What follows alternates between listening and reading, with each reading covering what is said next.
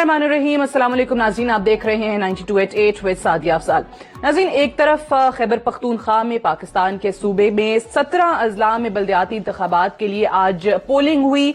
कुछ reporting obviously ऐसी होती रही मुख्तलिफ इलाकों से कि जहां हालात कुछ ठीक नहीं रहे, कहीं पर बहुत ज्यादा फायरिंग की तलात आई, एक जगह पर खुदकुश हमला भी हुआ।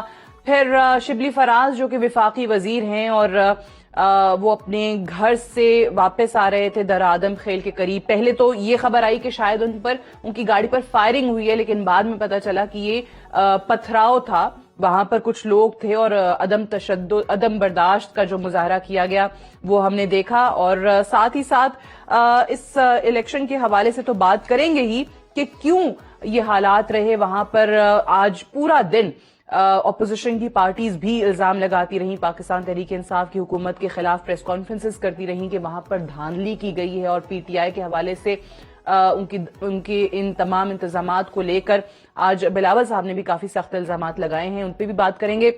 लेकिन प्रोग्राम का आगाज हम करेंगे इस्लामाबाद में, जो कि एक बहुत बड़ा इवेंट जो है OIC का एक एक्स्ट्रा ऑर्डिनरी गैर मामूली इजलास हुआ और अफगानिस्तान की सूरत हाल पर हुआ। 57 मेंबर्स OIC में शामिल हैं, ऑर्गेनाइजेशन ऑफ इस्लामिक कोऑपरेशन में शामिल हैं, और पाकिस्तान की दावत पर 20 ममालिक के वज़राए खारजा आए, 10 ममालिक के नायब वज़राए खारजा, 70 वफूद जो हैं वो शरीक थे इसमें।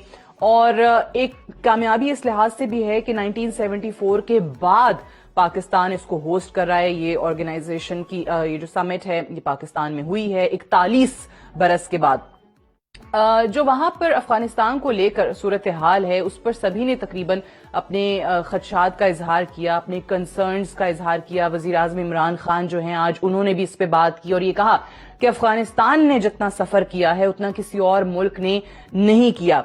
थोड़ी देर पहले वजीर खारजा शाह महमूद कुरैशी जो हैं वो प्रेस कॉन्फ्रेंस भी कर रहे थे और उन्होंने चंद चीजें भी बताई जो कि इस कॉन्फ्रेंस के बाद तमाम लोगों ने जिस पर इत्तफाक का इजहार किया है कि एक ह्यूमैनिटेरियन ट्रस्ट फंड जो है वो कायम किया जाएगा, फूड सिक्योरिटी प्रोग्राम जो है उसको इस्टेब्लिश किया जाएगा, एक स्पेशल इनवॉय जो है OIC का वो अफगानिस्तान भेजा जाएगा, उसके लिए उनको तैनात किया जाएगा, और जो फाइनेंशियल और बैंकिंग चैनल्स हैं, जो फ्रोजन बैंकिंग चैनल्स हैं, उनको अनलॉक करने की बात की गई है, डी फ्रीज करने की बात की गई है। ये तमाम चीजें जो हैं वो कैसे मुमकिन हो पाएंगी, वहां पर हालात बहुत बुरे हैं। बार बार जिक्र किया जाता रहा कि एक तो ठंड है, वहां पर गर्म कपड़े नहीं हैं, खाने को लोगों के पास, बच्चों के पास, खवातीन के पास वहां पर कुछ नहीं है, फिर बीमारी है, कोविड है, ये तमाम चीजें कैसे इससे निमट पाएंगे। और ये OIC का जो आज इजलास है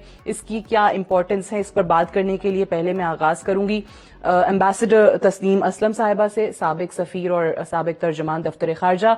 ambassador Tasneem, thank you so much for joining अस।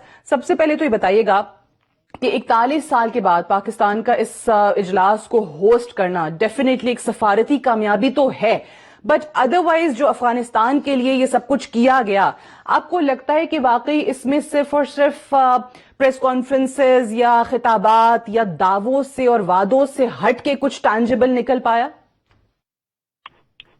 देखिए, पहली बात तो ये है कि 41 ईयर्स के बाद एक्स्ट्राऑर्डिनरी सेशन अफगानिस्तान पे हो रहा है। अदरवाइज OIC की मीटिंग्स पाकिस्तान में, इवन एक्स्ट्राऑर्डिनरी समिट्स और नॉर्मल समिट्स और फॉरेन मिनिस्टर मीटिंग्स, दूसरे इवेंट्स होते रहे हैं रेगुलरिटी के साथ। अफगानिस्तान पे सोवियत यूनियन की इन्वेजन के बाद एक्स्ट्राऑर्डिनरी सेशन हुआ था और आज फिर हुआ है, और हालात भी उससे ज्यादा खराब हैं, क्योंकि आपने खुद भी अभी बात की है और बड़े एम्पली कॉन्फ्रेंस में भी ये बातें हुई हैं और UN की रिपोर्ट्स भी हैं। UN सेक्रेटरी जनरल के स्पेशल एनवॉय ने जिस तरह आज डिटेल में बताया कि अफगानिस्तान में क्या करने की जरूरत है, वो सब अपनी जगह है।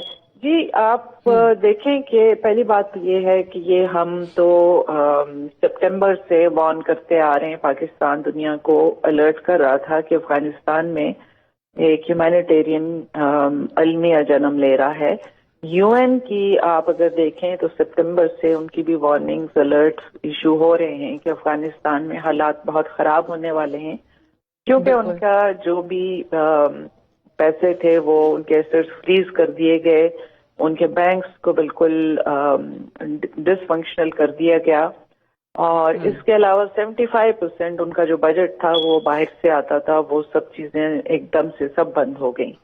तो और अफगानिस्तान फूड भी अपना ज्यादा बाहर से ही इंपोर्ट करता है। तो इस वजह से ये नजर आ रहा था पहले से कि ये बहुत खौफनाक किस्म की विंटर्स होने जा रही हैं अफगानिस्तान के लिए।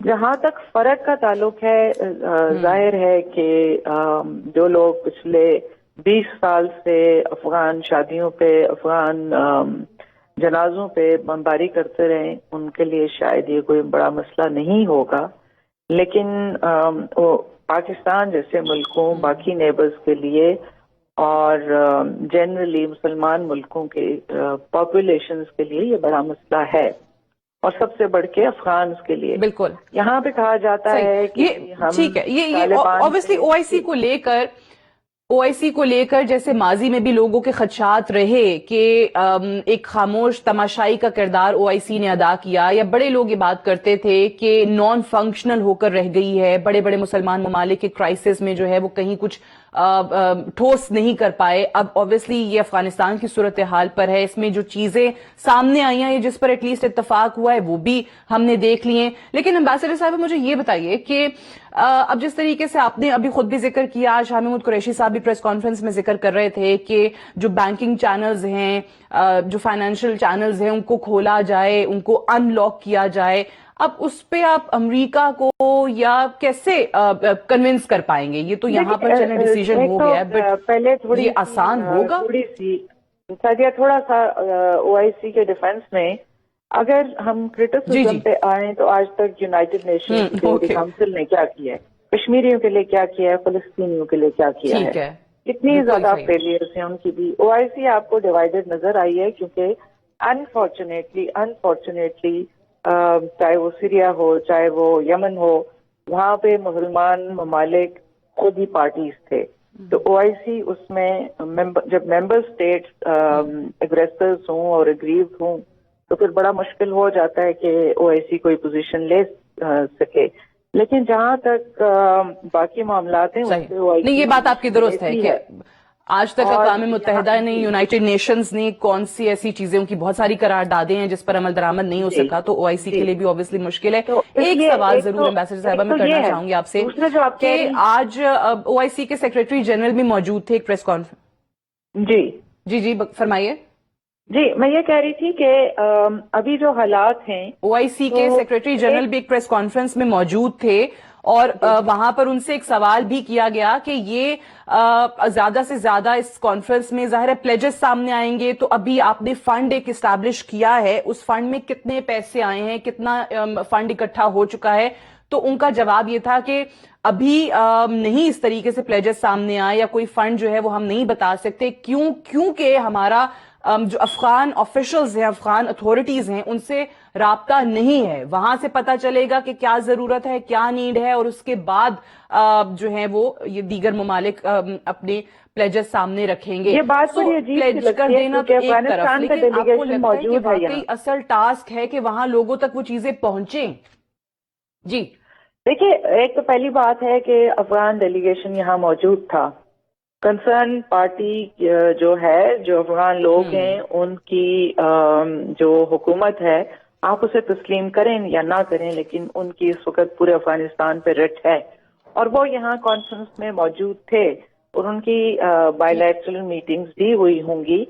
और इसके अलावा जरूरत क्या है, ये चीजें सब तो बड़े क्लियरली आर्टिकुलेट हो चुकी हैं। ये तो वर्ल्ड फूड प्रोग्राम, यूएनएचसीआर और WHO, यूनिसेफ, ये सब लोग बहुत क्लियरली बता चुके हैं। इसलिए ये कोई एक्सक्यूज नहीं कह सकता, ये नहीं बना सकता कि हमें पता ही नहीं था कि अफगान को चाहिए क्या। एक बात। दूसरी बात ये है कि फंड एस्टैब्लिश हुआ है। बिल्कुल ठीक है। आज ओआईसी के सेक्रेटरी जनरल की तरफ से कहा गया right, thank you very much. Ambassador Tasneem Aslam صاحبہ ہم سے بات کر رہی تھی اس حوالے سے. ایک بریک لیں گے، بریک سے آئیں گے تو کے پی کے میں آج جو بلدیاتی انتخابات ہوئے ہیں جن جن اضلاع میں، اس پہ بات کریں گے. ہمارے ساتھ شوکت یوسف زئی صاحب، سینیٹر حاجی غلام علی صاحب، ممتاز بنگش صاحب موجود ہوں گے. Right after this short break, stay tuned.